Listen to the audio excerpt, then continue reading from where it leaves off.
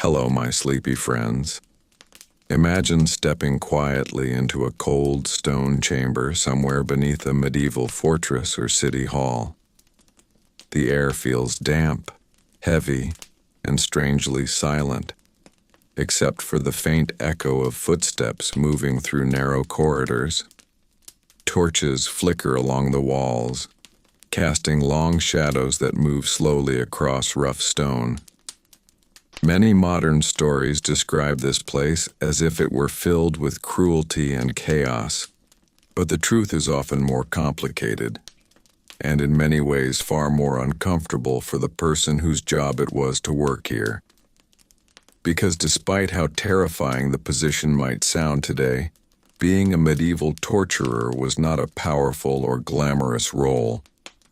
In fact, it was one of the most socially miserable and isolating occupations a person could have.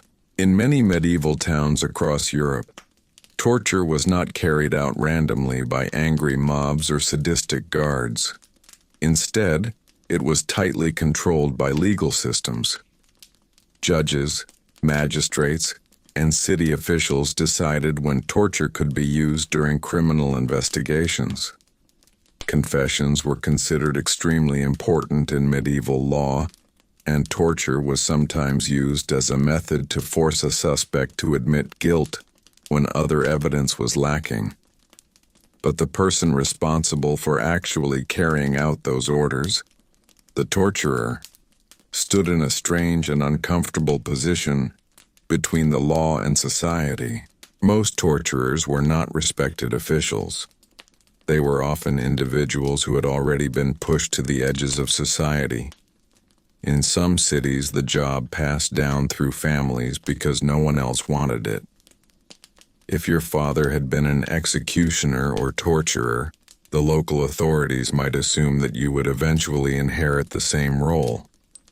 Once someone entered that profession, leaving it was extremely difficult. The reputation followed them everywhere. This created a painful paradox. The state needed torturers to enforce the legal system, but ordinary people wanted nothing to do with them. In many towns, torturers and executioners were forced to live on the outskirts of the community, sometimes outside the city walls. They were rarely welcomed into taverns or markets. People believed that contact with someone associated with torture or execution could bring bad luck, shame, or spiritual impurity. Even simple daily tasks could become awkward. Buying bread or vegetables might involve the vendor placing goods on the ground rather than handing them directly to the torturer. Some communities refused to let these individuals participate in guilds or social gatherings. Marriage could also become difficult because families were reluctant to allow their daughters to marry someone tied to such a grim profession. Yet despite the stigma, torturers were technically employees of the law. City councils paid them salaries. They sometimes received housing from the authorities. Their duties extended beyond torture itself. Many torturers also worked as executioners, animal control workers, or people responsible for disposing of dead livestock. These unpleasant tasks reinforced their social isolation, but also made them strangely essential to the functioning of the town. The equipment used during interrogations was usually stored in official chambers, often located beneath castles, courthouses, or city gates. Contrary to the exaggerated devices often displayed in later museums, many medieval torture methods were relatively simple. Ropes, weights, racks, and restraints were common tools. The goal in many cases was not to kill the prisoner, but to create enough pain to force a confession before permanent injury occurred. For the torturer, this created its own burden. They were required to follow orders carefully. Too much force could result in the death of the prisoner before a confession was obtained, which could anger the authorities who needed that confession to complete a legal case. Too little force might fail to produce results, leading judges to question whether the torturer had done the job correctly. In other words, the torturer was constantly balancing pressure from above and hatred from below. Judges demanded results, prisoners resisted, citizens avoided them, and the profession itself trapped them in a reputation that could last generations.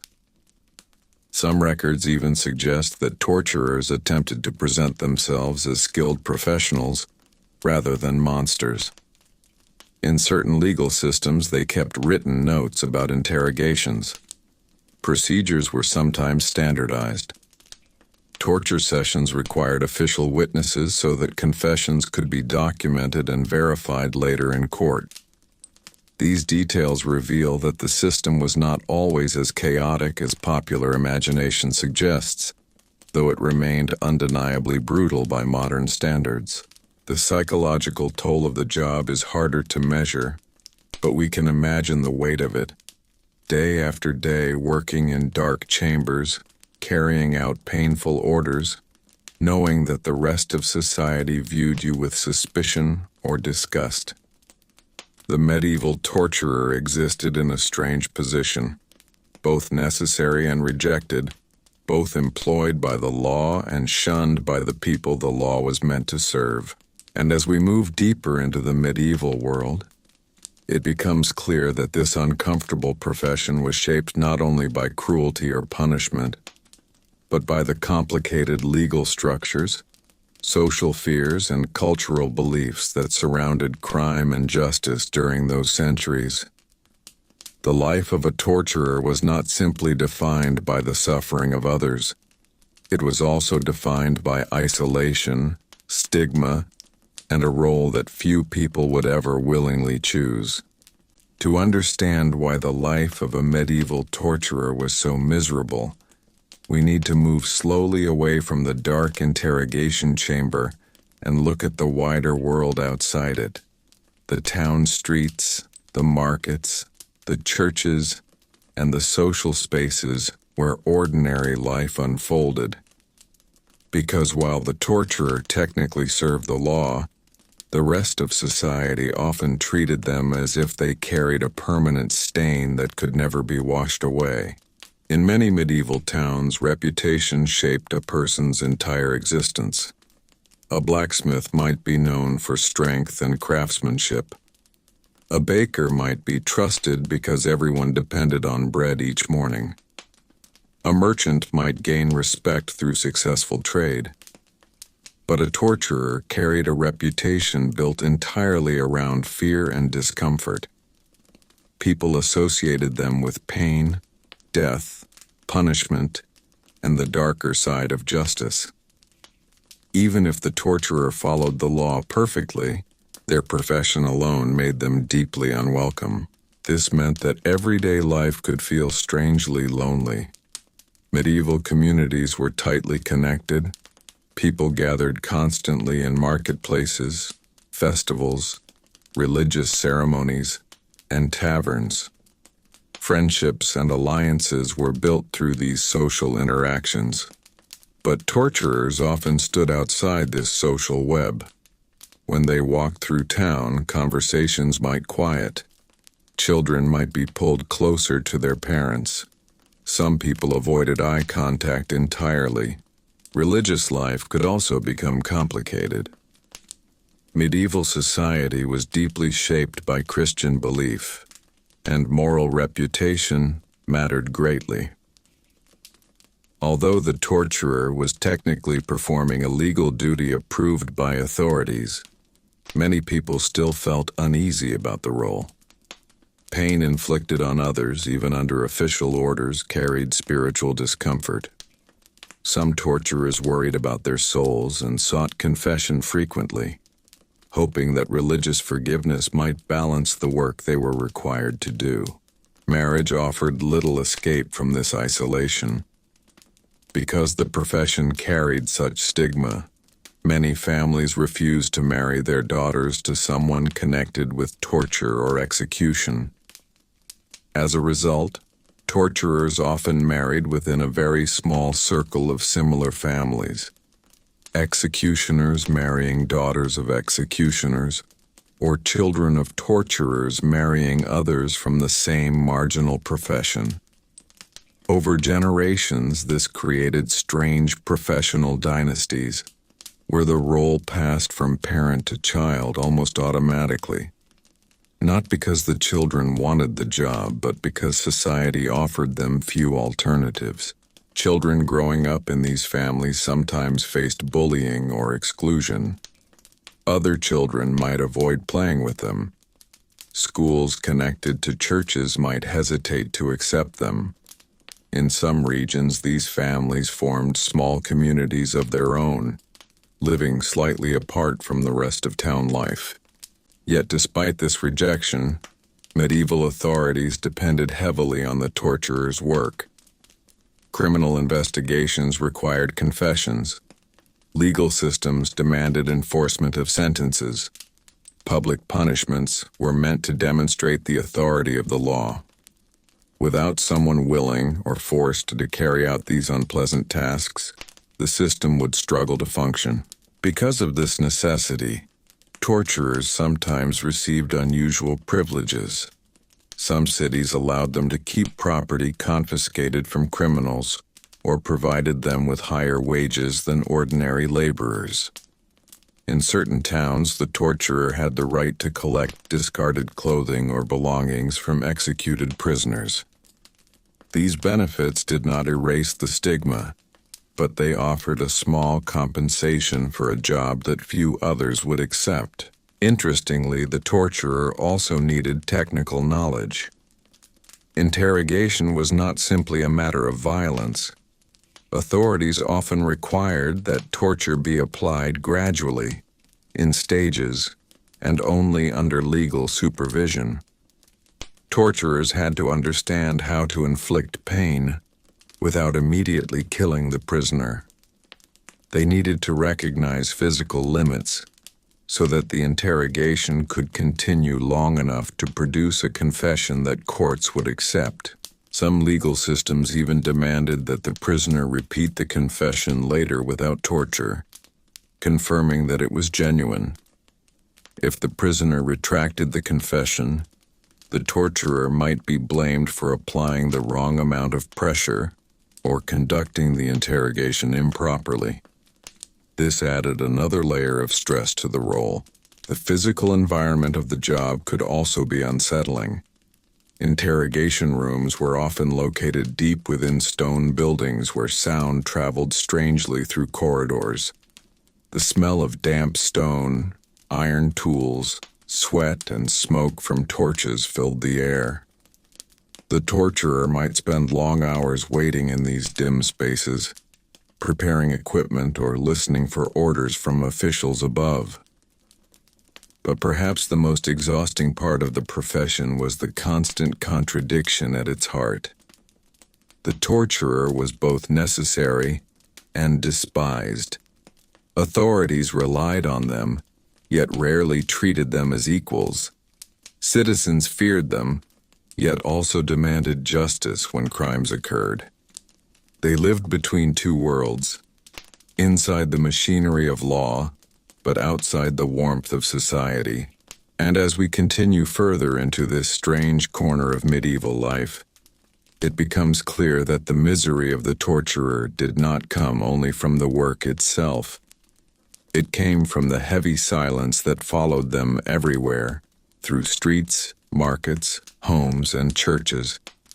A silence that reminded them constantly that while the law needed their hands, the rest of the world wished those hands did not exist at all.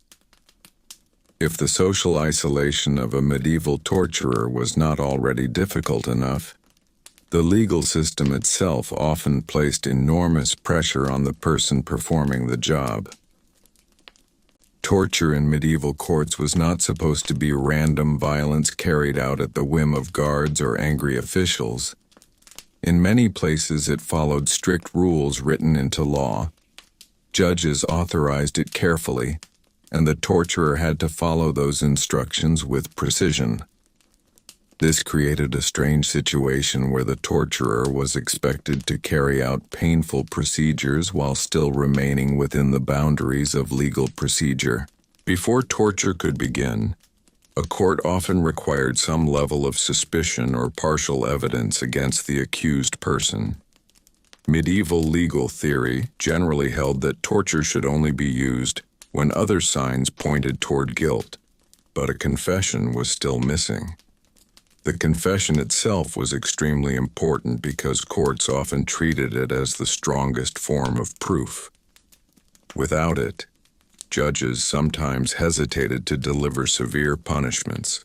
This meant the torturer carried the responsibility of producing that confession without crossing the invisible line between interrogation and death.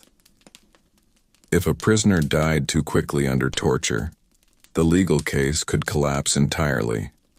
Judges might blame the torturer for acting too harshly. Records from some medieval cities show cases where torturers were investigated or punished for causing the death of a suspect before a confession was obtained. The authorities expected results, but they also expected control. The tools used in these interrogations were usually simpler than the dramatic machines often imagined in later stories. Ropes, pulleys, weighted restraints, and stretching devices were common. The purpose was to create escalating pain that could be stopped and resumed while the prisoner was questioned.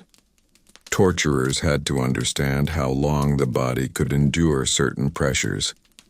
Too much force too quickly might end the interrogation permanently. One of the most well-known techniques involved suspending the prisoner by ropes tied to the wrists behind the back. The body's weight placed intense strain on the shoulders and arms. Sometimes small weights were attached to the feet to increase the pressure. The torturer would raise and lower the prisoner while officials asked questions. These sessions were often carefully observed by court representatives who recorded the proceedings. The presence of witnesses added another layer of difficulty to the torturer's job. Unlike the secret torture chambers imagined in popular culture, many medieval interrogations occurred under official supervision. Clerks wrote notes. Judges watched closely. The torturer had to perform the task while multiple authorities monitored every movement. A mistake could lead to criticism or punishment. Another challenge came from prisoners who refused to confess no matter how intense the pain became. Medieval records include examples of suspects enduring repeated interrogations without admitting guilt. When this happened, the torturer faced a frustrating dilemma. Continuing the torture risked killing the prisoner. Stopping the torture risked angering judges who still wanted answers.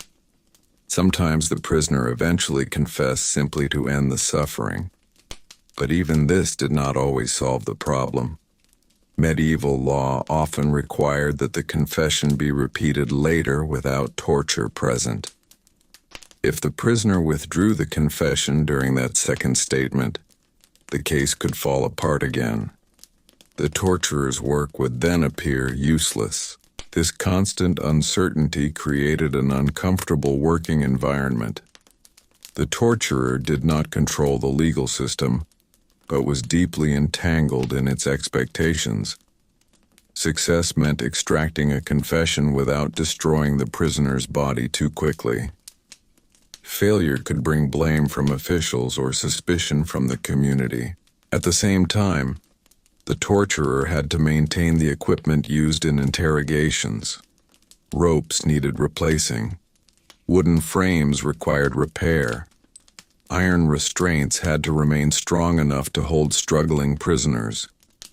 Much of the work resembled that of a craftsman maintaining tools. Yet the purpose of those tools placed the job in a darker category than any ordinary trade. The chamber itself often became a familiar space for the torturer, a room of stone walls and echoing footsteps, where the same procedures repeated again and again. Outside those walls, the town continued its ordinary rhythm. Merchants opened shops. Bells rang from church towers. Farmers brought goods into the marketplace. But beneath the buildings where courts operated, the torturer carried out tasks that few citizens wanted to imagine. For the person holding that position, the work could feel endless and repetitive, bound by rules yet surrounded by suspicion. The law demanded obedience, the town offered little respect, and the prisoners who passed through the chamber rarely saw the torturer as anything other than the face of pain itself. And as we move further into this uneasy profession, it becomes clearer that the true burden of the medieval torturer was not only the suffering inside the interrogation room, but the heavy role they played in a legal system that demanded results while offering almost no dignity in return.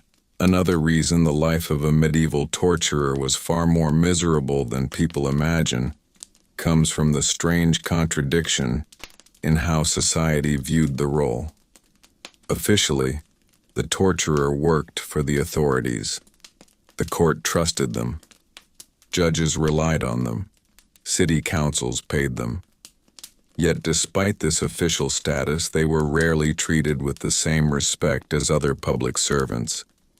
A tax collector, a town guard, or even a prison keeper might still move comfortably among ordinary citizens. The torturer almost never could.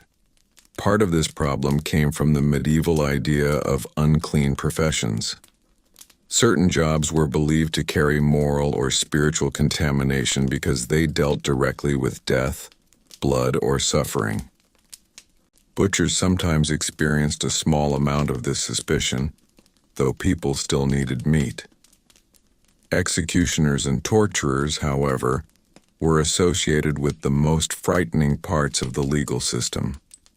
Their hands were seen as instruments of punishment rather than normal labor. Because of this belief, torturers were often physically separated from the rest of the population. In some towns, they lived near the execution grounds or outside the main residential areas. Their houses might stand close to the gallows fields or beyond the city walls. This distance reinforced the idea that they belonged somewhere between society and exile, not quite criminals, but not quite accepted either. Daily routines could feel strangely quiet for someone in this role. When the courts did not require interrogations or punishments, the torturer still remained an employee of the town. During these long periods, they performed other unpleasant duties. Some were responsible for removing animal carcasses from streets. Others handled stray animals or cleaned areas considered unclean by other citizens. These jobs added to the unpleasant reputation that already surrounded them. Ironically, these tasks also meant that the torturer sometimes knew the hidden side of the town better than anyone else. While most citizens experienced markets, festivals, and church gatherings, the torturer dealt with the parts of life people preferred not to see: prisons, punishment grounds, and the aftermath of crime. They lived close to the machinery of law, where human conflict and fear became part of everyday work. The relationship between torturers and prisoners could also become complicated. While torture was intended to force confessions, interrogations sometimes lasted long enough for strange conversations to occur. Prisoners begged, argued, denied accusations, or offered desperate explanations. The torturer heard countless stories, some true, some invented, many impossible to verify. Over time, this might create a certain emotional distance. If the torturer allowed every story to affect them personally, the job would become unbearable. Yet even emotional distance could not erase the psychological pressure completely. Carrying out painful procedures repeatedly could shape how a person viewed the world. Some torturers reportedly became extremely quiet individuals outside their work, speaking little in public spaces. Others attempted to behave politely in everyday situations, perhaps hoping that good manners might soften the reputation that followed them everywhere. Another challenge appeared when political tensions or major crimes shook a community. During periods of panic, accusations of treason, conspiracy, or witchcraft, courts sometimes ordered more frequent interrogations. The torturers suddenly found themselves working under intense pressure. Judges demanded quick results. Citizens demanded justice. Prisoners resisted. In such moments, the torturer stood at the center of fear and suspicion, carrying out tasks that the entire community watched anxiously. Yet when those crises ended, the same community often returned to treating the torturer as an outcast. The gratitude rarely lasted. Once the immediate threat disappeared, people preferred to forget the uncomfortable process that had produced the confession or punishment. The torturer returned to the lonely edge of society, performing quiet duties while the town resumed its ordinary life. Even payment for the job could be complicated. Although torturers were paid by the authorities, their income sometimes depended on the number of tasks performed. An execution or interrogation might bring a specific fee. Long periods without cases meant smaller earnings. This irregular income made the profession unstable, especially for families trying to survive in a community that already avoided them socially. Over time, the role became almost like a shadow occupation, visible when punishment occurred, invisible the rest of the time.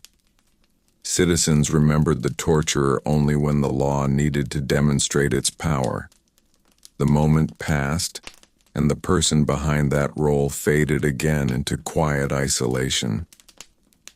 The deeper we look into this profession, the clearer it becomes that the medieval torturer lived in a world shaped by contradiction. The law required their hands. The town rejected their presence.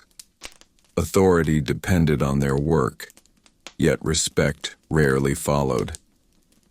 And as the centuries moved forward, this uneasy balance between necessity and rejection would continue to shape the strange and lonely existence of the person tasked with carrying out the darkest duties of medieval justice. As the centuries of the Middle Ages continued to unfold, the position of the torturer became more deeply tied to the formal systems of law that cities and kingdoms were slowly building. Courts grew more organized, legal documents became more detailed, and procedures surrounding crime and punishment began to follow clearer rules. On the surface, this might sound like it would improve the life of someone working within that system. But for the torturer, the opposite often happened. The more structured the legal system became, the more responsibility fell onto the individual expected to carry out its most unpleasant orders. In many European regions during the later medieval period, torture was not supposed to happen casually. Judges often needed written authorization before it could begin. Clerks documented the accusations against the prisoner. Witnesses sometimes confirmed the charges. Only after these steps could the interrogation chamber be opened. Once that moment arrived, however, the burden shifted almost entirely onto the torturer. Inside that stone room, surrounded by ropes, pulleys, and restraints, the torturer became the physical extension of the court's authority. Yet the court itself rarely shared the emotional weight of the process. Judges stood at a distance asking questions while maintaining the dignity of their office. Clerks wrote notes quietly. Guards watched the prisoner. The torturer was the only person in the room required to turn those commands into painful action. This created a strange emotional distance between the law and the person enforcing it. The court delivered the orders, but the torturer carried the reputation. The prisoner, of course, rarely blamed the judge or the legal system. In the moment of suffering, the person tightening ropes or adjusting restraints became the visible symbol of pain. Desperate prisoners shouted, cursed, begged, or threatened. Some accused the torturer of cruelty, even though the interrogator was technically following the instructions of the court. Over time, this dynamic could create an uncomfortable psychological space. The torturer had to learn how to separate the role from personal identity. In order to continue the work, many likely developed a professional mindset, seeing the job as a procedure rather than a personal act. Without that mental distance, performing the task repeatedly would have been almost impossible. But even if the torturer managed to distance themselves emotionally, the rest of society rarely offered that same separation. To the townspeople, the torturer was not simply a worker carrying out legal duties. They were the person associated with suffering itself. Festivals offered a revealing glimpse into this strange relationship. Medieval towns held many celebrations throughout the year: religious feast days, harvest gatherings, and local markets filled with music and food. Most professions participated openly in these events. Guild members marched in processions, craftsmen displayed their work, merchants sold goods to crowds. The torturer, however, often remained on the edge of these celebrations. People might tolerate their presence if necessary, but they rarely welcomed them warmly.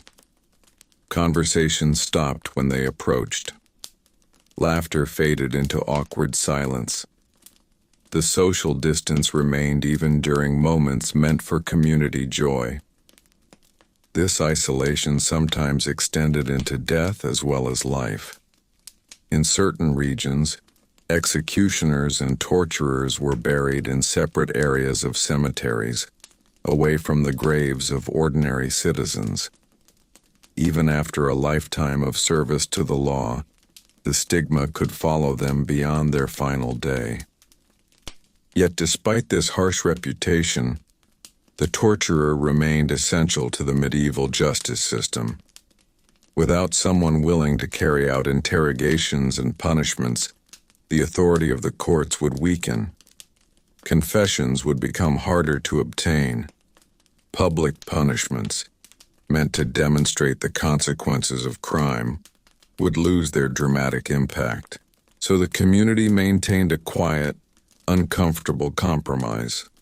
The torturer stayed on the margins, performing tasks few others would accept. The authorities relied on them when necessary. The townspeople avoided them whenever possible. And in this uneasy balance, the life of the medieval torturer continued year after year, shaped by stone corridors, whispered accusations, official orders, and the heavy silence that followed them through every street they walked. As the medieval centuries moved forward, another difficult reality slowly became clear for anyone trapped in the profession of a torturer. Once you entered that role, leaving it was almost impossible. Most occupations in medieval towns allowed some degree of movement. A farmer's son might become a craftsman. A young apprentice could learn a trade and eventually open a workshop. Merchants sometimes traveled to new cities to begin fresh businesses. But the torturer rarely had that freedom. The problem was reputation. In tightly connected medieval communities, people remembered occupations for generations. Once someone was known as the town's torturer or executioner, that identity followed them everywhere. If they attempted to leave the job and move to another town, word often traveled quickly. Merchants, priests, or travelers carried news between settlements. Within a short time, the new community might discover the person's past profession, and the same suspicion and avoidance could begin again. Because of this, many torturers remained in the job not because they wanted it, but because they had no realistic alternative. The profession became a kind of social trap. The authorities needed someone to perform the duties, and the person holding the position often discovered that abandoning it meant losing their income without gaining acceptance anywhere else. This situation created a strange family pattern in some parts of Europe. Torturers and executioners sometimes married within a small circle of similar families who shared the same social isolation. Over time, entire family lines became associated with the profession. Sons grew up knowing that they would likely inherit the role from their fathers, simply because no other path was open to them. Children raised in these households learned the realities of the profession very early. They might see the tools stored in locked rooms. They might hear stories about trials and punishments.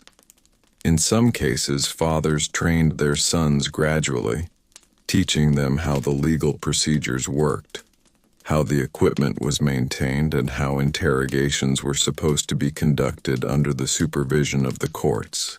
Yet even before they officially entered the profession, these children sometimes felt the social consequences. Other families avoided close contact. Invitations to celebrations were rare. Friendships formed cautiously, if at all. Growing up in such an environment meant learning quickly that your family occupied a strange place within the town, necessary, yet unwelcome. Despite these hardships, the torturer was still required to maintain a professional relationship with the authorities. Court officials expected reliability. Equipment needed to remain in good condition. When trials occurred, the torturer had to be ready to perform the interrogation according to the legal instructions given by the judge. Some towns even required the torturer to keep detailed records of their work. These notes might include the date of the interrogation, the method used, and the statements made by the prisoner. The presence of such records shows that medieval authorities often treated torture as part of a structured legal process, rather than uncontrolled violence. But that structure did little to improve the torturer's personal reputation. The townspeople rarely saw the legal paperwork or the official procedures. What they remembered were the public punishments and the whispered stories about interrogation chambers hidden beneath courthouses or castle towers. From the perspective of ordinary citizens, the torturer became a symbol of the darker side of law, the person who appeared whenever crime demanded a harsh response.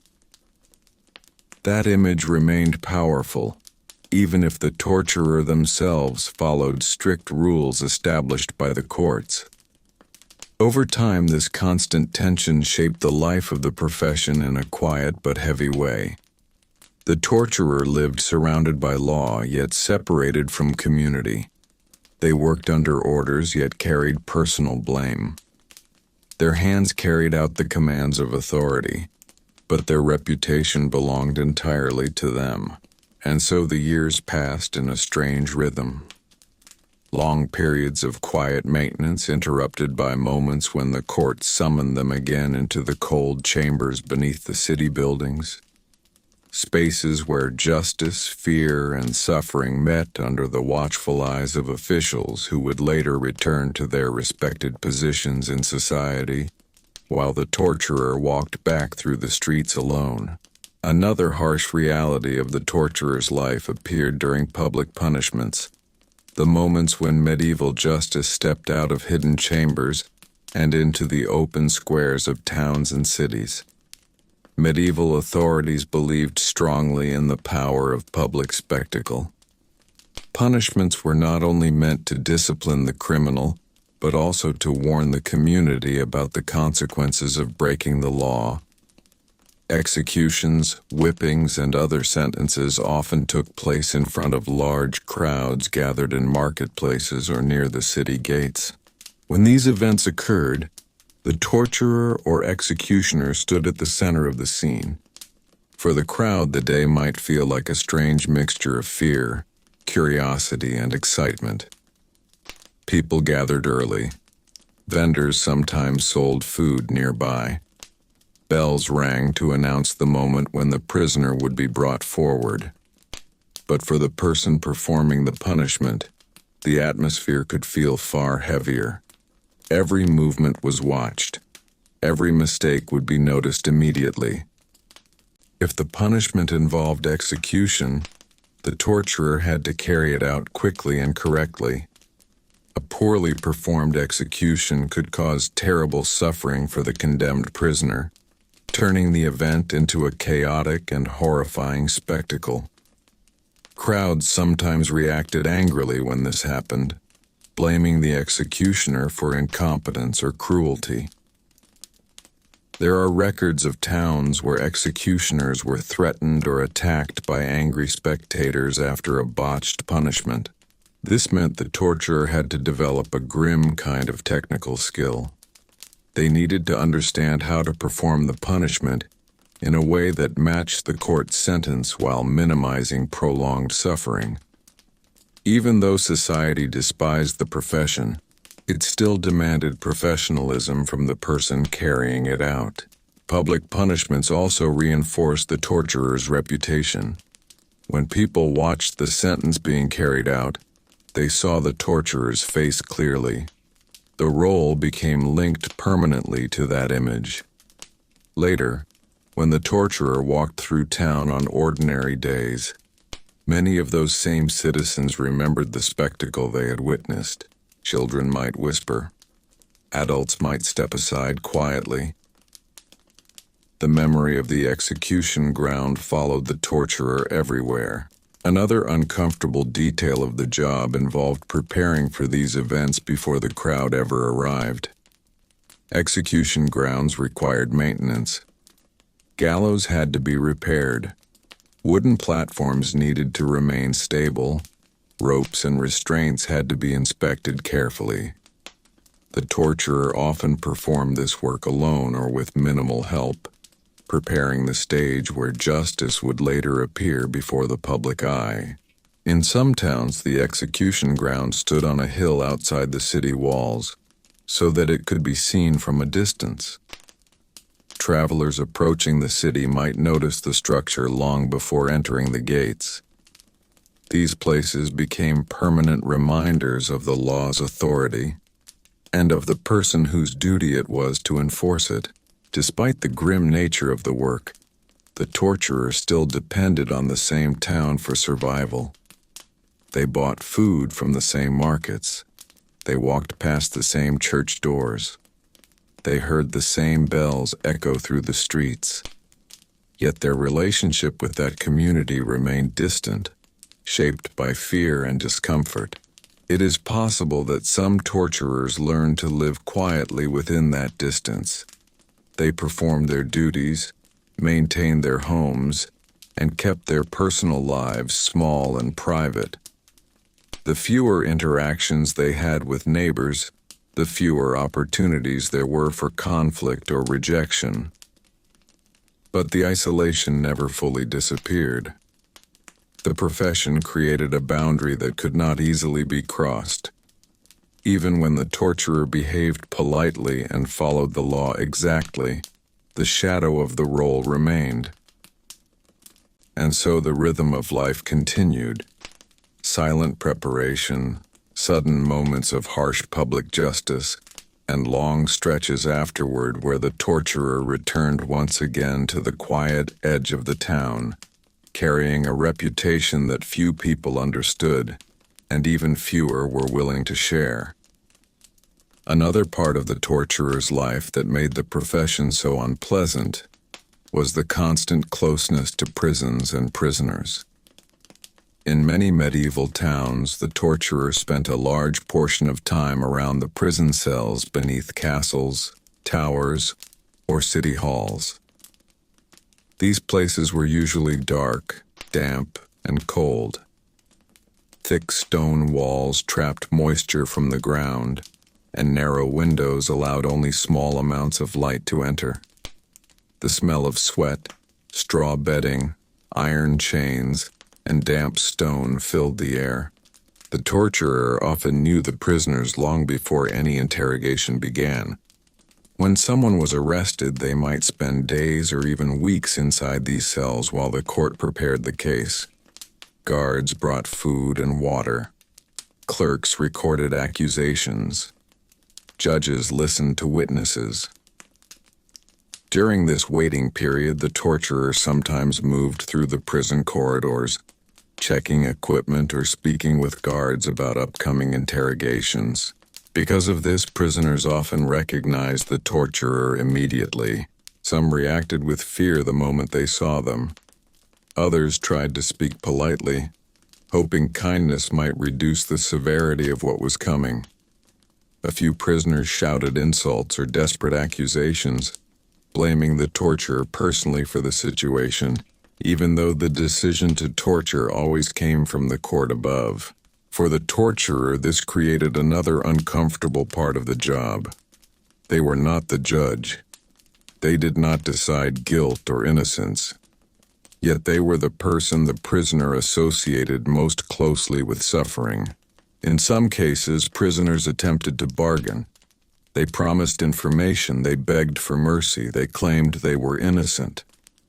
Listening to these pleas day after day could place a strange emotional pressure on the torturer.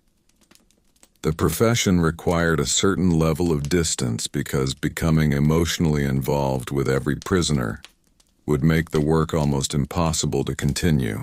At the same time, the torturer had to remain ready whenever the court demanded their presence.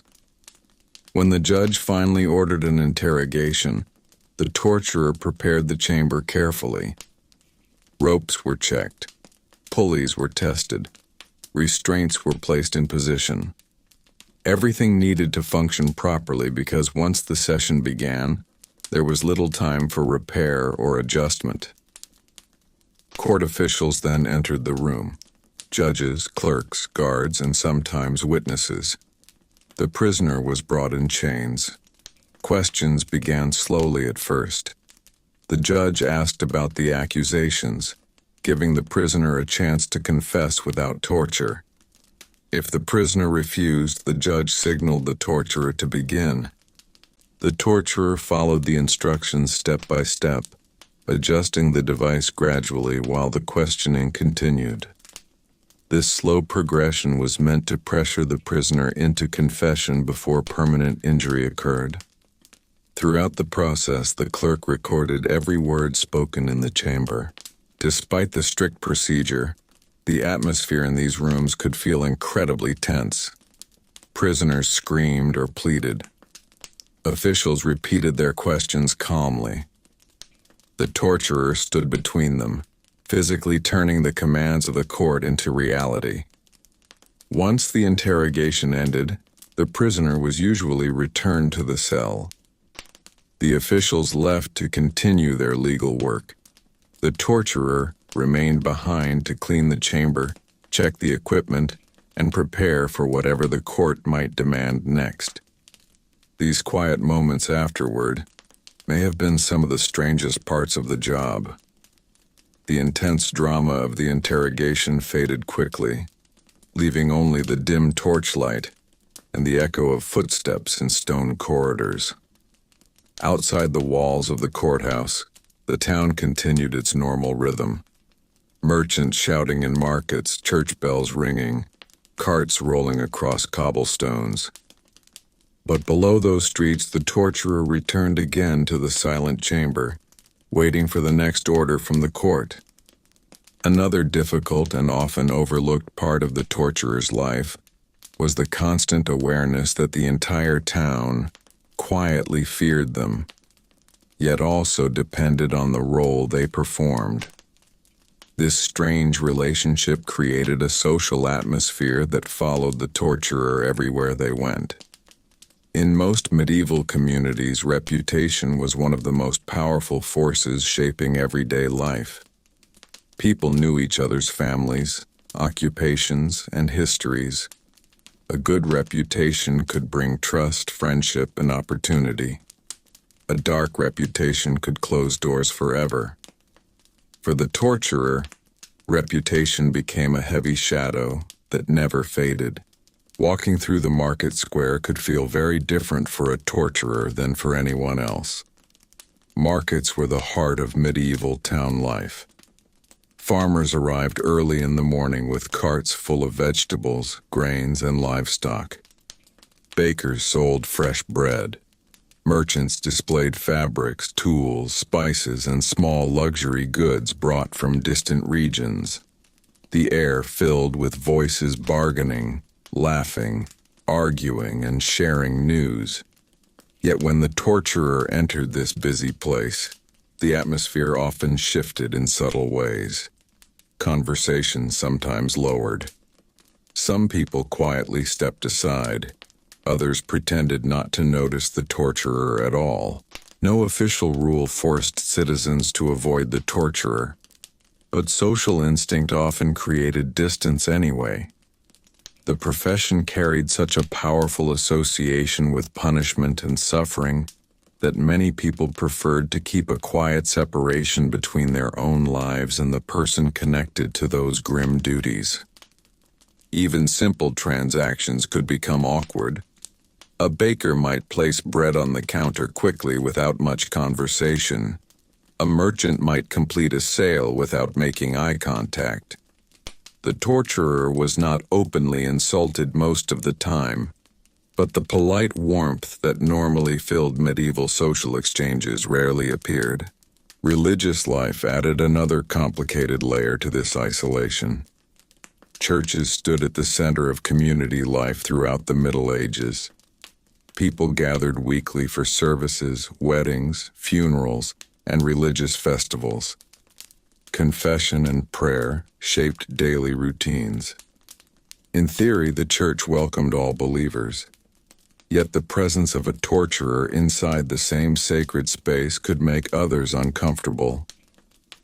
Some torturers likely sat quietly in the back of the church, avoiding attention while listening to sermons about sin, justice, forgiveness, and divine judgment. Those sermons may have felt particularly heavy for someone whose profession revolved around inflicting pain under legal authority. Even if the church accepted the idea that punishment served justice, the emotional weight of the role could still follow the torturer into these moments of reflection. Outside of work hours, the torturer's life may have been surprisingly quiet. Many people imagine medieval torturers as constantly surrounded by violence, but in reality, interrogations and punishments happened only when the court demanded them. Large stretches of time passed between these events. During those quiet days, the torturer lived much like anyone else, maintaining their home, repairing equipment, preparing meals, and managing daily survival.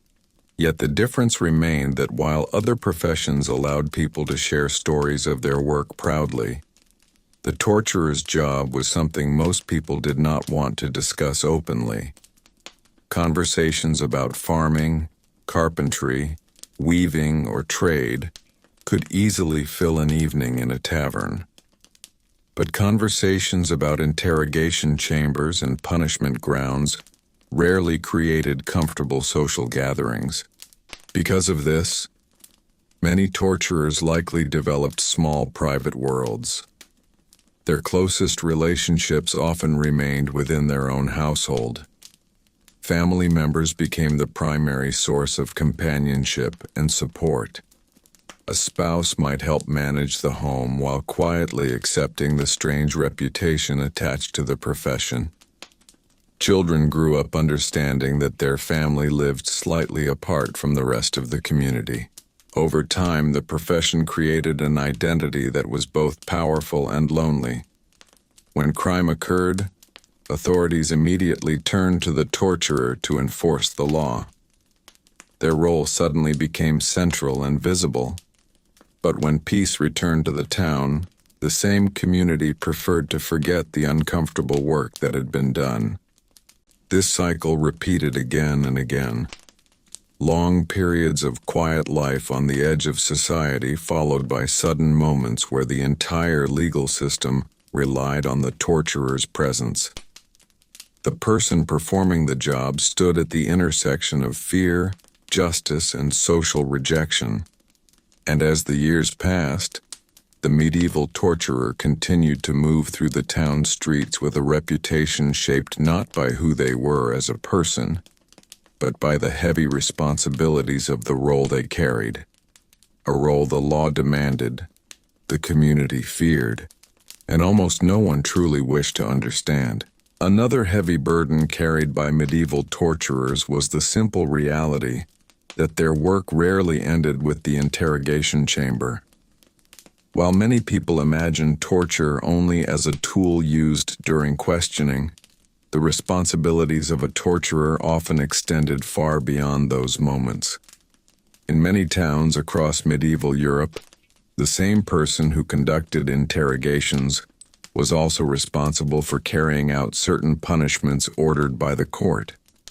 This meant that the torturer did not disappear once a confession was obtained. Instead, they frequently appeared again when sentences were enforced before the public. Public punishment formed an important part of medieval justice. Authorities believed that visible consequences discouraged crime and reminded citizens of the power of law. Town squares, gates, and execution grounds became stages where punishment unfolded in front of large crowds. For ordinary citizens, these events were dramatic spectacles. People gathered early, curious to see what would happen. Vendors sometimes sold food nearby, and conversations spread quickly through the crowd about the crime, the trial, and the sentence. But for the torturer, these events were not spectacles, they were work.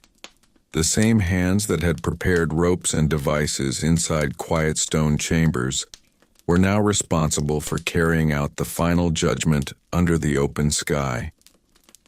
This could include administering whipping sentences, operating the pillory, or assisting the executioner during harsher punishments.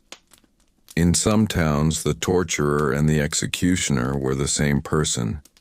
In others, they were separate roles, but they still worked closely together during public punishments. Standing in the center of a crowd brought a very different kind of pressure compared to the hidden interrogation chamber. Inside the chamber, only judges, clerks, and guards watched the process. Outside in the town square, hundreds of eyes followed every movement. People whispered, pointed, and reacted loudly to what they saw. The torturer could feel the attention of the crowd constantly. Some spectators watched with grim fascination. Others looked away, uncomfortable but unable to leave. Children sometimes sat on their parents' shoulders to see over the crowd. Traveling merchants paused their journeys to observe local justice. These moments reminded everyone how deeply punishment was woven into medieval public life. Yet the person performing the punishment remained strangely separate from the crowd.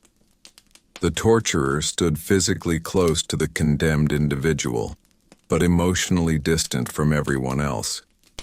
Citizens who gathered to watch rarely imagined what it felt like to perform the task itself. When the punishment ended, the crowd slowly dispersed. Conversations shifted back to trade, farming, and daily concerns. But the torturer still remained behind to complete the unpleasant work that followed. Equipment had to be cleaned. The punishment ground needed to be cleared. Guards helped escort prisoners or collect bodies when executions were involved. These quiet tasks often happened after the crowd had disappeared, leaving only a few officials and the torturer in the fading daylight. Another challenge came from the uncertainty of each situation. Not every punishment unfolded smoothly. Prisoners sometimes resisted, struggled, or collapsed from fear. Weather conditions could complicate outdoor events. A rope might slip. A device might need adjustment. The torturer had to remain calm and precise even when the atmosphere around them grew tense or chaotic. Mistakes carried serious consequences. A poorly carried out punishment could anger authorities or provoke unrest among the crowd. Medieval law expected punishments to be performed correctly and efficiently. If the process appeared clumsy or prolonged unnecessarily, public trust in the court could weaken. Because of this, torturers were expected to maintain professional skill despite the disturbing nature of the work. Once the punishment was finished and the square emptied, the town slowly returned to normal. Shopkeepers reopened stalls. Travelers resumed their journeys. Bells from nearby churches rang to mark the passing hours. Life moved forward with remarkable speed. But the torturer walked away carrying memories that few others shared. They had stood face to face with fear, desperation, and judgment while the rest of the town watched from a distance. The law required their presence. The crowd demanded justice. Yet once the moment passed, society quietly stepped away from the person who had made that justice visible. This strange cycle followed the torturer throughout their career. Moments of intense public attention surrounded by long stretches of silent distance from the community they served. Beyond the grim chambers, the public punishments, and the uneasy silence of the marketplace, another burden quietly shaped the life of the medieval torturer.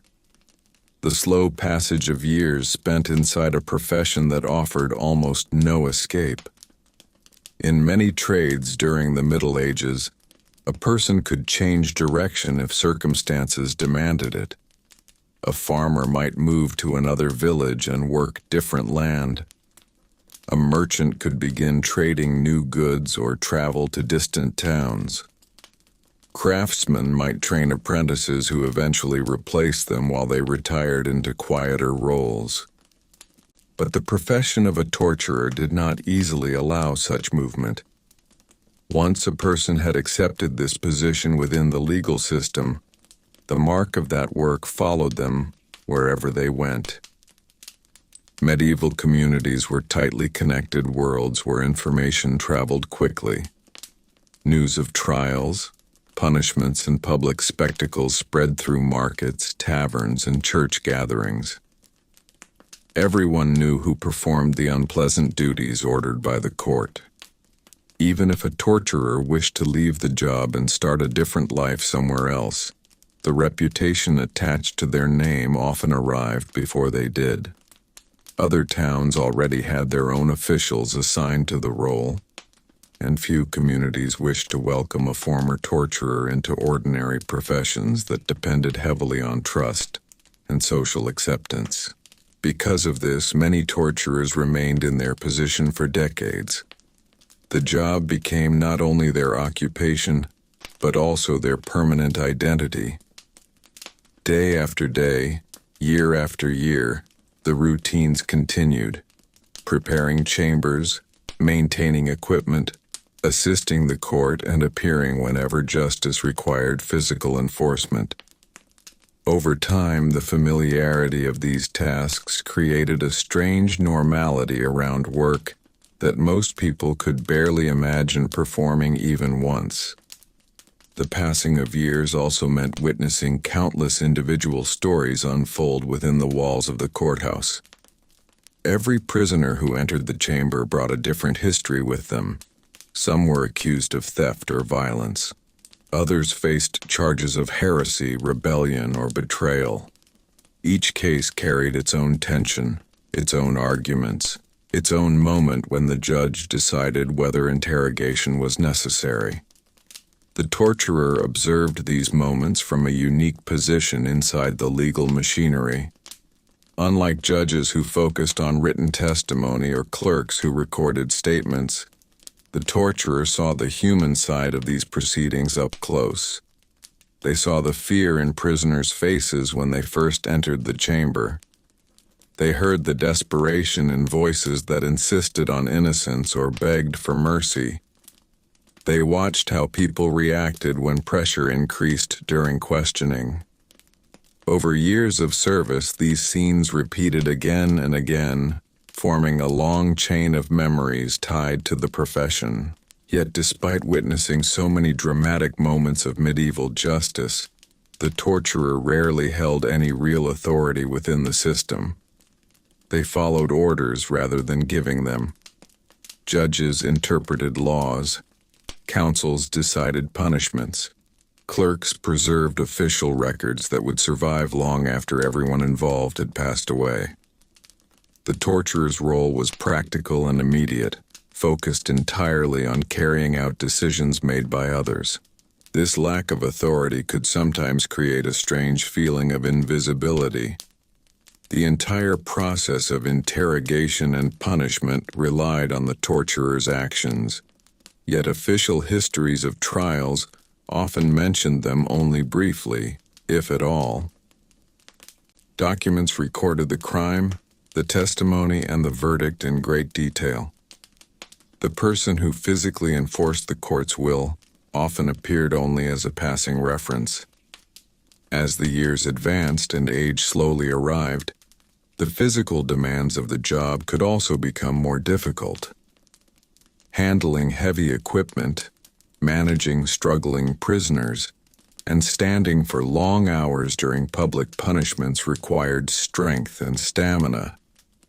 Older torturers sometimes relied on assistants or apprentices to help perform certain tasks. These helpers learned the technical details of the profession, observing how the chambers operated and how legal procedures unfolded during interrogations. In this way, the profession continued from one generation to the next. A young assistant might eventually replace the older torturer when retirement or illness made the work impossible to continue. The cycle of knowledge passed quietly between individuals, even though few people outside the courthouse ever wished to discuss how that knowledge was used. And so the medieval torturer moved through time within a strange corner of society, necessary to the law, feared by the public, rarely understood by either. While merchants built fortunes, farmers watched seasons change, and craftsmen shaped wood, iron, and stone into objects that lasted for centuries. The torturer performed duties that left behind almost no monuments, only memories whispered through court records and the silent spaces beneath old castles and city halls. As the years continued to pass, another quiet reality shaped the life of a medieval torturer. The simple fact that their work forced them to live constantly beside the darker side of human society. Most people in a medieval town could move through daily life surrounded by familiar routines that brought a sense of normalcy. Farmers woke before sunrise to tend their fields. Bakers prepared bread in warm ovens before the market opened. Blacksmiths hammered iron into horseshoes and tools while sparks danced through the air. Merchants counted coins and weighed goods brought from distant lands. These ordinary activities filled the rhythms of medieval life. But the torturer existed slightly outside that ordinary rhythm. While others focused on growing food, building homes, and raising families, the torturer stood much closer to the moments when society broke down, when accusations, crimes, and fear forced the legal system to respond.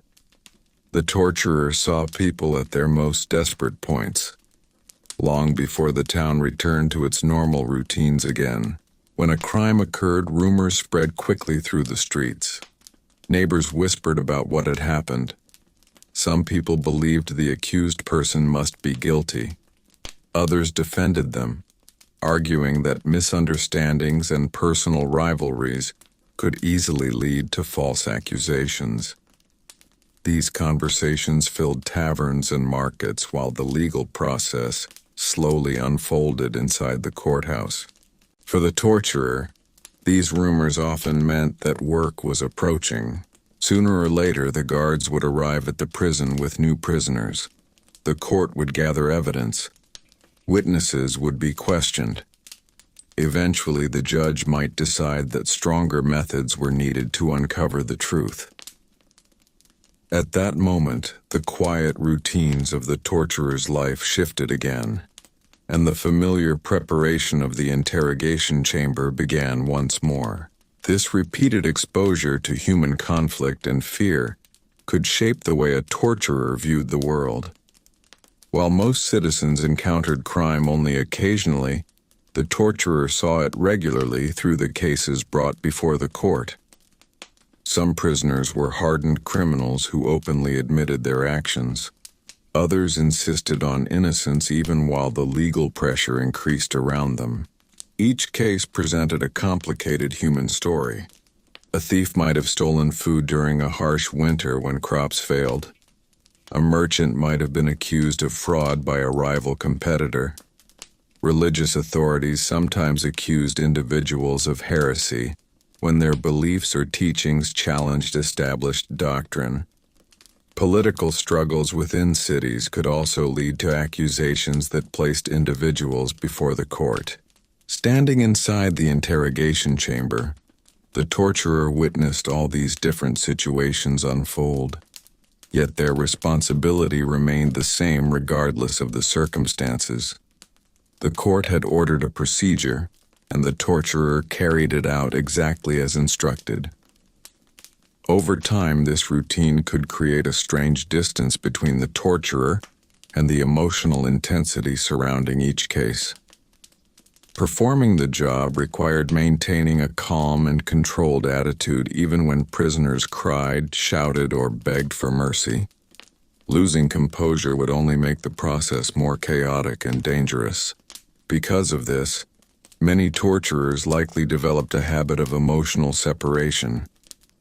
They focused on the technical aspects of the job, the ropes, the devices, the procedures, rather than the personal stories unfolding around them.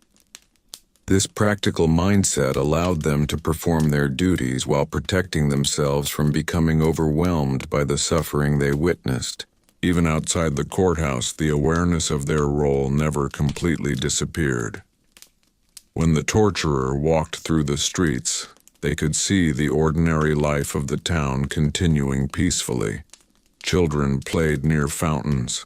Women carried baskets from the market. Church bells rang across rooftops as people gathered for prayer. Yet the torturer understood something that many others preferred not to think about. Beneath the calm surface of medieval society, tension and conflict were always present. Disputes over land, money, religion, or power could quickly lead someone into the prison cells below the courthouse. When that happened, the torturer would once again become part of the story. This constant proximity to society's darker moments made the profession uniquely heavy. While other occupations contributed directly to building and maintaining daily life, the torturer operated in the narrow space where law confronted wrongdoing. And in that narrow space, the same quiet routine continued year after year. The preparation of the chamber, the arrival of prisoners, the watchful eyes of judges and clerks, and the silent understanding that the torturer would again carry out the task few others were willing to perform. Another reality that slowly made the life of a medieval torturer even heavier was the strange relationship between fear and authority that surrounded the profession. In theory, the torturer worked as a servant of the law. Their tools, chambers, and procedures existed only because courts believed interrogation and punishment were necessary to maintain order in society. Yet in practice, This connection to authority did not give the torturer the same respect enjoyed by judges, nobles, or city officials. Instead, the profession existed in a narrow and uncomfortable space where power and rejection lived side by side. To understand this strange position, it helps to imagine how medieval towns viewed authority. In most cities across Europe, the legal system was deeply tied to local rulers or councils. Judges represented the authority of the king, prince, or governing council. Clerks recorded decisions that became part of official history. Guards enforced order in streets and prisons. Each role carried a visible place within the structure of government, and many citizens respected those roles even when they feared the consequences of the law. But the torturer's position was different. Although their work depended entirely on the orders of judges, the social respect attached to those orders rarely extended to the person carrying them out. The torturer acted as the physical hand of justice, yet the community often treated them as if they existed outside respectable society. It was as though the town accepted the necessity of punishment, but preferred not to acknowledge the person responsible for delivering it. This contradiction created an unusual daily experience. Inside the courthouse, the torturer might receive clear instructions from powerful officials who expected precise obedience. The judge spoke firmly. Clerks prepared documents. Guards stood ready. In that moment, the torturer was an essential part of the legal machine, trusted to perform a difficult task with accuracy. But once the work ended and the torturer stepped outside into ordinary life, the tone changed. The same citizens who believed in the authority of the court often avoided personal interaction with the torturer. Some people quietly crossed the street when they saw them approaching. Others ended conversations quickly or pretended to be busy. These reactions were not always cruel or aggressive. Often they were simply expressions of discomfort. People preferred distance from a profession connected to pain and punishment. Even local children sometimes learned this quiet fear from their parents. When young boys and girls saw the torturer walking through town, they might whisper to each other or stare curiously before quickly looking away.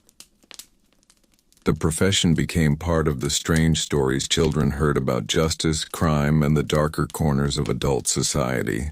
Despite this social distance, the torturer remained closely connected to the same community that avoided them. They lived within the town walls. They bought food in the same markets. They walked the same streets as everyone else.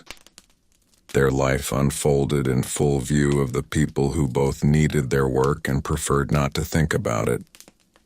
The contradiction grew even more visible during moments when crime threatened the peace of the town. When serious accusations appeared, the community suddenly depended on the legal system to respond quickly. Citizens demanded justice. Rumors spread about guilt or innocence. Officials gathered to investigate the situation. At that point, the torturer once again became important. Judges might call for interrogation if they believed vital information was being hidden. Guards escorted prisoners into the courthouse. Clerks prepared the official records. The torturer stepped forward to carry out the procedure that authorities believed could reveal the truth. For a brief moment, the profession stood at the center of the legal process, but as soon as the trial ended and the punishment was complete, the town returned to its usual pattern. Markets reopened. Church bells rang. Families gathered around evening fires. And once again the torturer faded back into the strange social shadow that followed them everywhere. Over many years, this repeating cycle could shape the identity of anyone who held the role.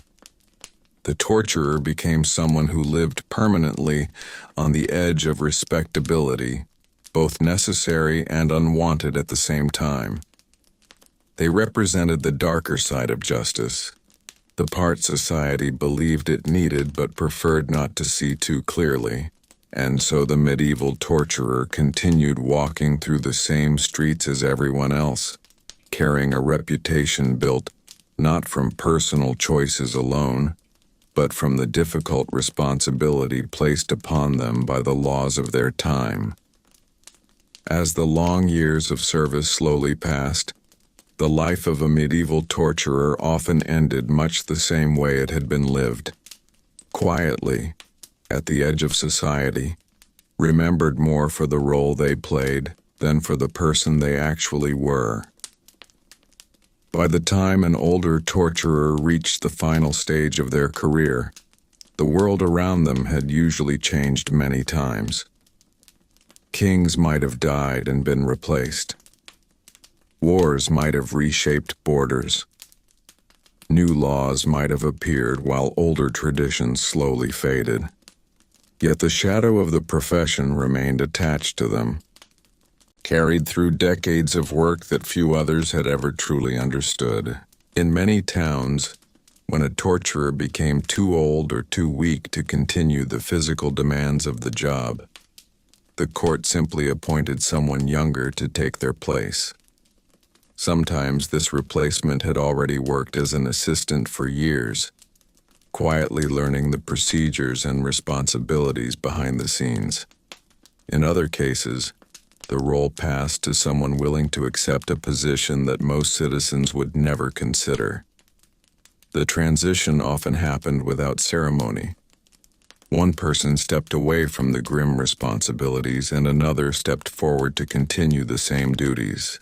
For the older torturer, retirement rarely meant a grand reward or public recognition. Unlike soldiers who returned from war with stories of bravery, or craftsmen who left behind buildings, tools, and works of art that future generations admired, the torturer's work left almost nothing visible behind. The chambers beneath castles and town halls remained. The ropes, chains, and devices were still stored where the courts required them. But the person who had spent years operating them quietly disappeared into ordinary life. If the torturer remained in the same town after retirement, they often continued living much as they always had, somewhat separated from the warm social networks that tied most communities together. Neighbors might recognize them, but few people felt comfortable speaking openly about their past profession. The silence that had surrounded their work during their career often followed them into old age as well. Over time, memories of specific cases faded. The prisoners who once stood in the interrogation chamber became distant figures in the town's history. New generations grew up hearing only fragments of older stories about trials, punishments, and the dark machinery of medieval justice. The torturer who had once stood at the center of those events slowly became just another aging resident living quietly among the houses and streets of the town. Yet the profession itself continued long after any individual torturer disappeared. For centuries, many legal systems across Europe believed that interrogation through physical pressure could reveal truth hidden by fear or deception. Only much later did legal reforms begin to question this assumption. Philosophers, scholars, and reformers gradually argued that torture often produced unreliable confessions and caused unnecessary suffering.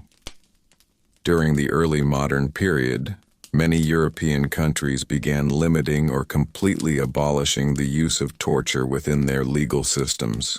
As these reforms spread, the profession of the torturer slowly vanished from official courts. The dark chambers beneath castles were abandoned or repurposed. The devices once used during interrogations became relics of an earlier legal tradition. What had once been considered an accepted part of justice began to be viewed instead as a disturbing chapter in human history. Today, historians studying medieval courts often look back at the role of the torturer with a complicated mixture of curiosity and reflection. It is easy to judge the past through the values of the present, yet understanding history requires recognizing the beliefs and structures that shaped earlier societies. Medieval courts truly believed they were protecting order and stability, even when the methods they used now seem harsh and troubling. The torturer existed inside that system as a functionary rather than a ruler. They did not create the laws that demanded their work. They simply carried them out. In that sense, the story of the medieval torturer is less about cruelty from individuals and more about how entire societies once understood justice, authority, and truth. And when we step back from the cold stone chambers, the silent prison corridors, and the crowded squares where punishments once unfolded, we can see the profession as part of a larger historical landscape. One where law, fear, power, and belief were tightly woven together. The medieval torturer walked through that landscape as a necessary but uncomfortable figure, performing duties that few people wished to see, yet many believed were required to maintain order.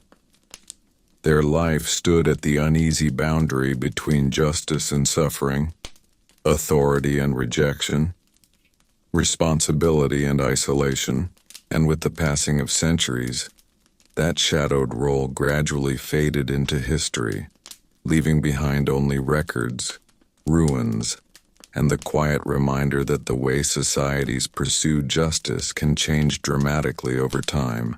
If you found this slow journey through forgotten history interesting, you can support the channel by liking the video, subscribing, and sharing it with others who enjoy calm, deep-dive history stories before sleep.